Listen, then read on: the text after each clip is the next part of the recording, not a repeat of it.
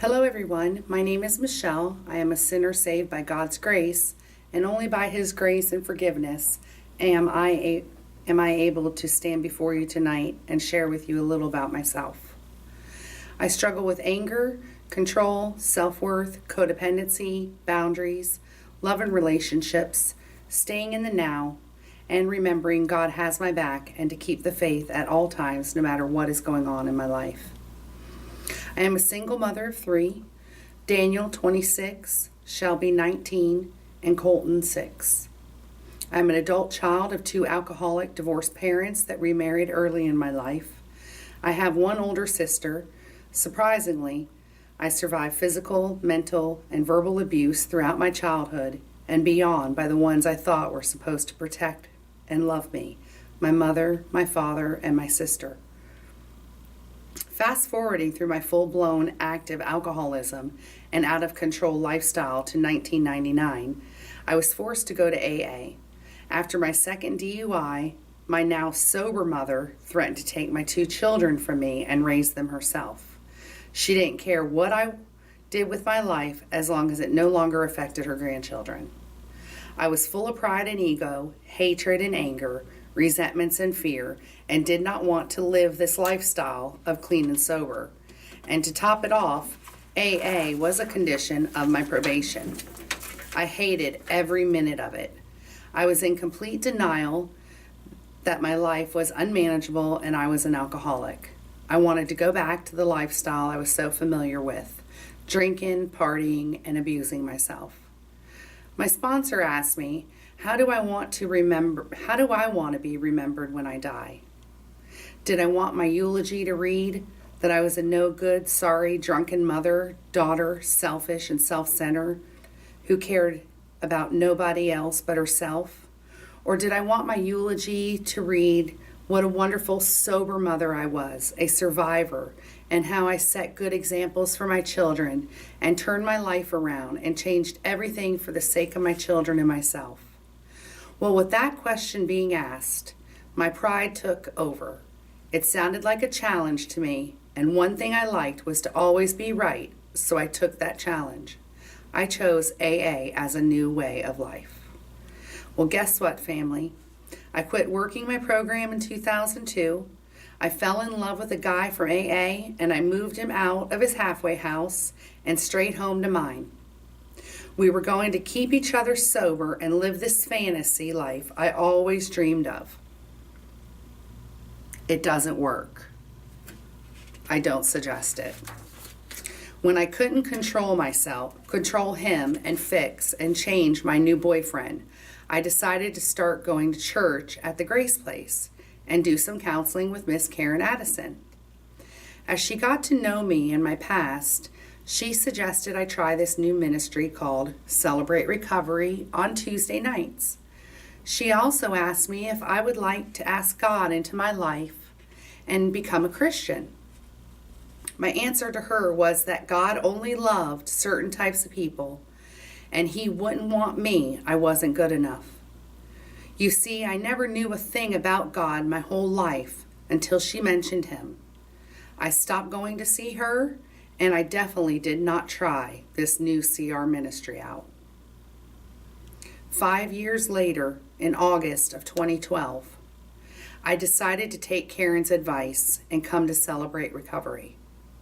I have to tell you, the night I walked into this building, I was broken, completely defeated, powerless, embarrassed, shameful, vengeful, homicidal, angry, violent, hateful, resentful, and most of all, I was disgusted with myself for what I had put my children through.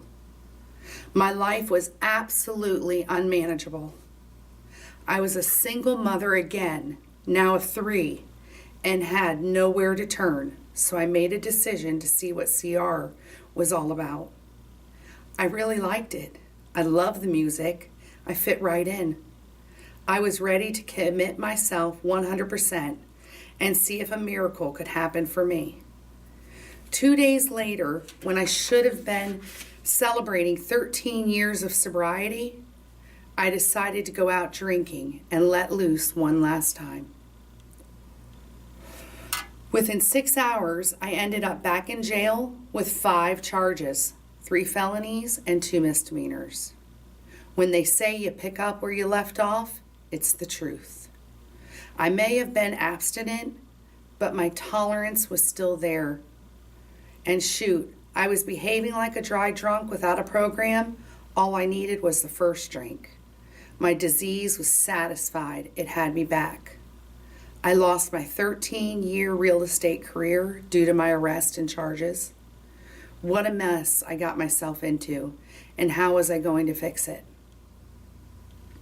I put my pride to the side, and I showed back up to CR that very next Tuesday, and have attended every Tuesday night since. I started a step study that next month, September 2012. Petrified of the unknown, I for once in my life was willing to trust the process and work on myself. I revealed all my secrets that I had kept inside. I dumped it all. There were times I didn't think I could go through with it, and when I wanted to give up, they told me, trust the process. Trust the process, Michele. Not having a clue what that meant, I kept on keeping on. I asked God into my heart and accepted Him as my Lord and Savior. All my charges were dropped, and my step study sisters supported me through each court hearing and showed up with me so I wasn't alone. I dealt with my rape when I was 12 at the hands of my horse trainer. I got baptized with my sponsor that following Easter Sunday, sunrise service. I also got a job thereafter at a residential treatment center, working with people just like me in their first 30 days of sobriety. I was brave enough to begin the divorce process, doing it God's way and not my way. Satan tried in so many ways to get me to fail. He knew right where to get me. At my weakest moments, I rebuked him every time he tried. I stayed honest and true to myself and my step study sisters, and I finished my 10-month commitment with a whole new me. I trust the process. I gained a forever family, and I do what is pleasing to God. I give back to my recovery by being on the kitchen team, the jail ministry team. I co-facilitate love and relationship group here. I help out with the landing children, which I'm honored to do. I stay involved with my forever family and celebrate recovery. For once in my life, I fit in somewhere that I can call my home away from home. I have the best family here, and I have never been more comfortable anywhere else in my life. I'm so grateful to step study and celebrate recovery.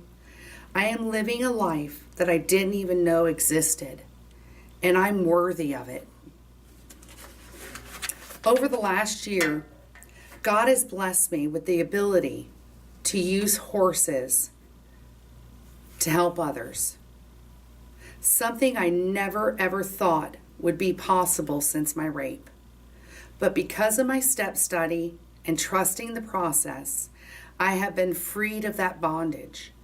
I work with horses every day, and it feeds my soul. I can testify now that there is a message in every one of my messes, and it's all coming together like a puzzle.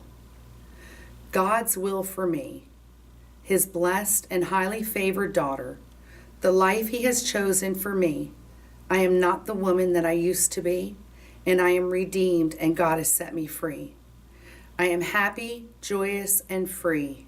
Finally, my name is Michele, and I thank you for letting me share. God bless. So I'll shake off these heavy chains and wipe away every stain. Now I'm not who I used to be. I am redeemed.